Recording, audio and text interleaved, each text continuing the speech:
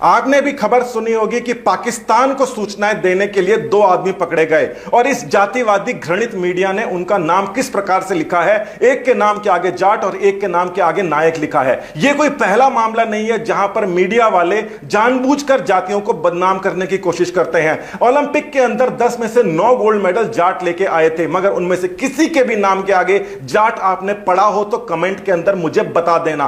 कभी नहीं लिखते और लिखना भी नहीं चाहिए। लिखना इसलिए नहीं चाहिए क्योंकि देश के लिए जहां पर भी काम हो रहा है वहां पर जाति धर्म संप्रदाय मायने नहीं रखता। वहां पर केवल यह मायने रखता है कि देश के लिए काम हुआ है। उसी प्रकार से देश के विरोध के अंदर भी जब काम होता है तो वहां पर भी जाति लगाना इनकी मानसिकता दिखाता है, क्योंकि मीडिया के ऊपर एक ही जाति का कब्जा है। 10 में से 9 संपादक केवल और केवल ब्राह्मण है। क्या जाटों के अंदर, नायकों के अंदर, गुर्जर मीणा राजपूतों के अंदर क्या ढंग के लोग नहीं है? सोशल मीडिया के ऊपर जितने भी पत्रकारों के वीडियोस जो चलते हैं, क्योंकि वो तार्किक होते हैं, वो इन ब्राह्मणों के क्यों नहीं होते?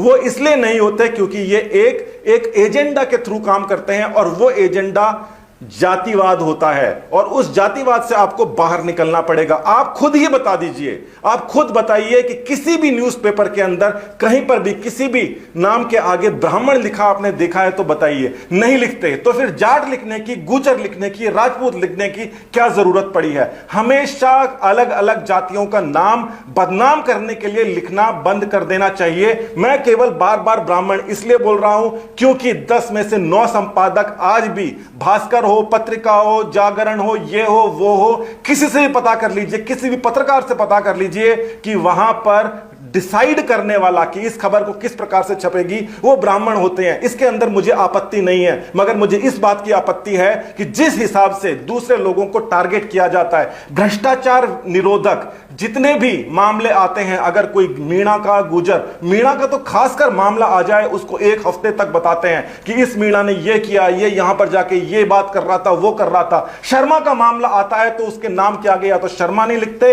या फिर खबर ही गायब कर दी जाती है। मेरे पास से पूरी लिस्ट है और मैं इसके ऊपर 2 साल से काम कर रहा हूं। मैं सिर्फ यह देख रहा हूं कि किस प्रकार से जातिवाद को फैलाने का काम मीडिया कर रही है और उसका कारण केवल और केवल एक है कि 4% भी जिनकी आबादी नहीं है उनका कब्जा 90% तक है। आप कोई सा भी टीवी चैनल अभी के अभी आप उठा के देख लीजिए, वहां पर सुबह एक झा आएगा, उसके बाद में त्यागी आएगा, शर्मा आएगा, त्रिपाठी आएगा, कश्यप आएगा, मगर वहां पर दूसरे लोग क्यों नहीं आते हैं? मैं दोबारा से कह रहा हूं, मैं किसी जाति के खिलाफ नहीं हूं, मगर इस प्रकार के एजेंडा जहां पर आप एक देश विरोधी हरकत करने वाले के नाम के आगे खास तौर पर जाट लिख रहे हो और उसका पिता इंद्राज सिंह लिख रहे हो। सिंह इसलिए क्योंकि वो सेना के अंदर उसने अच्छा ना काम किया था तो उसके आगे पता ना लगे, क्योंकि सिंह तो कोई भी लगाता है, इसलिए उसका पता नहीं लगना चाहिए कि अच्छा काम किसने किया है, मगर खराब किसने किया है? विकास जाट ने किया है। ये सारी की सारी तुम लोगों की एक साजिश है और उस साजिश के खिलाफ अब मैं खुद अपील कर रहा हूं, जाट महासभा से अपील कर रहा हूं।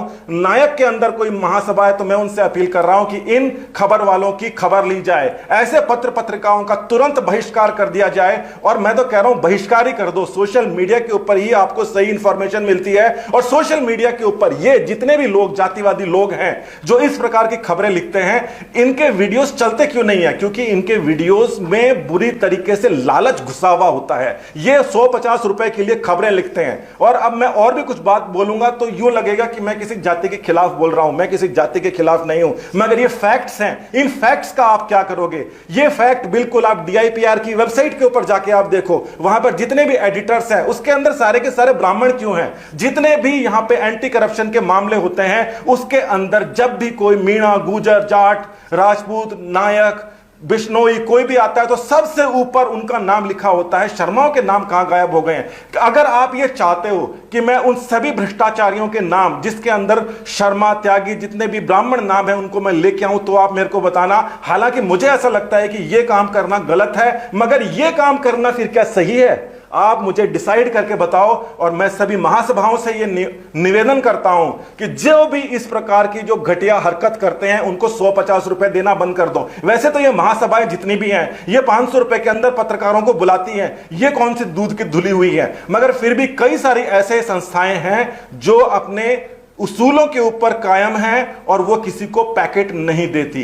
ऐसी सभी महासभाओं से मेरा ये एक और निवेदन है कि आप अखबारों के ऊपर खर्चा करना बिल्कुल बंद कर दो और इन पत्रकारी को, और ये जितने भी लोग जो घूमते रहते हैं, आपको क्या लगता है कि ये कौन किस प्रकार से रहते हैं? इनमें से 27,000 रुपए सैलरी किसकी है? जिसके 27,000 सैलरी नहीं है वो एक तरीके से पत्रकार नहीं है, क्योंकि उसको मजीठिया वेब बोर्ड के हिसाब से उसको ये सैलरी मिलनी चाहिए। 6-8 हजार रुपए के एजेंट पाले हुए हैं।